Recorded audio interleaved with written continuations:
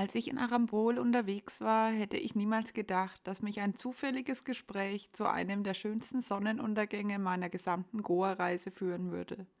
Ein deutscher Aussteiger, den ich im Hostel kennengelernt hatte, erzählte von einem geheimen Spot oben in den Bergen, fernab von Touristen und fernab der bekannten Aussichtspunkte.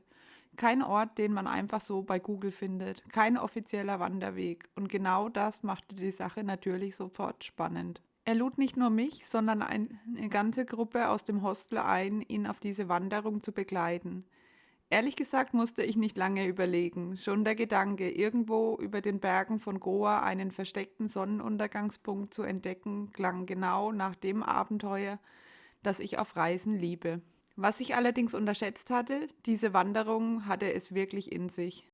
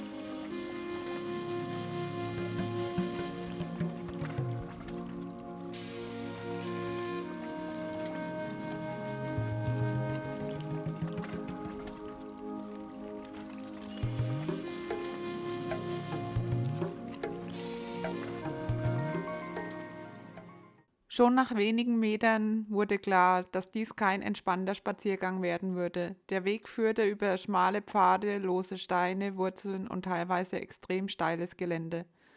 Immer wieder musste ich klettern, mich an Ästen festhalten oder vorsichtig über felsige Abschnitte balancieren. An manchen Stellen ging es so steil nach oben, dass man kaum glauben konnte, dass es dort überhaupt ein Weg entlang führt. Zum Glück hatte ich mich schon bei meiner ersten Wanderung dorthin für festes Schuhwerk entschieden. Und das war definitiv die richtige Entscheidung. Andere waren teilweise in Crocs unterwegs und hatten es deutlich mehr zu kämpfen. Immer wieder rutschte jemand weg oder suchte verzweifelt nach Halt zwischen den Steinen. Spätestens dort wurde mir klar, dass diese Wanderung alles andere als einfach war. Besonders die Klettereien haben mir einiges abverlangt. Ich hätte nicht gedacht, dass ich in so einem schwierigen Gelände so gut vorankomme. Und glücklicherweise hat ein anderer Reisender mich dabei gefilmt, wie ich mich so langsam den Berg hinaufschlängel und an den steilen Passagen hochziehe. Ein echtes Abenteuer und ich möchte dieses Abenteuer nicht missen. Es war wirklich eine wundervolle Erfahrung, so eine Wanderung. Bei der Wanderung, die ich gefilmt hatte, waren wir schließlich nur noch zu dritt unterwegs und einer davon lief die komplette Strecke einfach barfuß. Während ich vorsichtig Schritt für Schritt über die Felsen gegangen bin, lief er völlig entspannt, als wäre dieses schwierige Gelände das Normalste der Welt. Ich konnte kaum glauben, wie locker er das gemeistert hat. Doch je höher wir kamen, desto mehr wurde klar, warum sich die Mühe lohnt.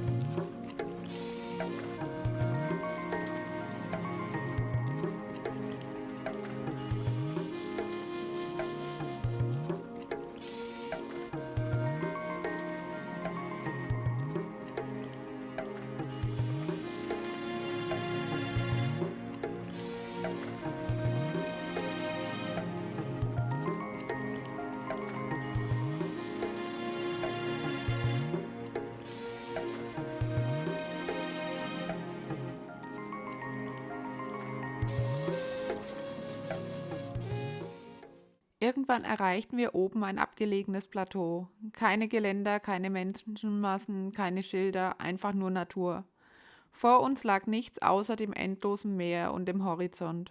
Von dort oben konnte man weder Arambol noch die Strände richtig sehen, weil der Spot viel zu weit entfernt lag. Genau das machte diesen Ort aber irgendwie noch beeindruckender. Er fühlte sich an, als wäre man komplett von der Außenwelt abgeschnitten. Dann begann langsam die Sonne im Meer zu versinken. Der Himmel verfärbte sich und die Sonne ging langsam unter. Der Wind dort oben, die absolute Ruhe und dieser freie Blick aufs offene Meer machten den Moment fast unwirklich.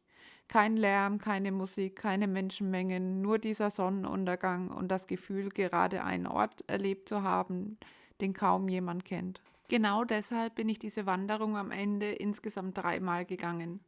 Nicht, weil sie einfach war, ganz im Gegenteil, sondern weil dieser Ort etwas hatte, das man nur schwer beschreiben kann. Es war eines dieser Erlebnisse, bei denen nicht nur das Ziel beeindruckend, sondern der ganze Weg dorthin ein Teil eines Abenteuers wird.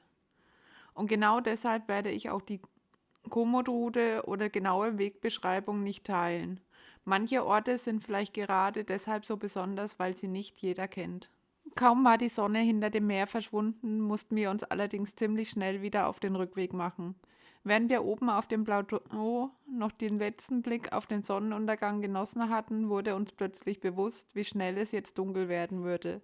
Die Dämmerung setzte bereits ein und das warme Licht verschwand Minute für Minute hinter den Bergen. Auch wenn die Wanderung eigentlich nur ungefähr eine halbe Stunde dauert, war schnell klar, dass wir keine Zeit verlieren durften. Dieses Gelände wollte wirklich niemand bei kompletter Dunkelheit herunterlaufen. Der Weg war ohnehin schon anspruchsvoll genug, mit losen Steinen, schmalen Pfaden und steilen Abschnitten. Im Dunkeln wäre das Ganze definitiv gefährlich geworden.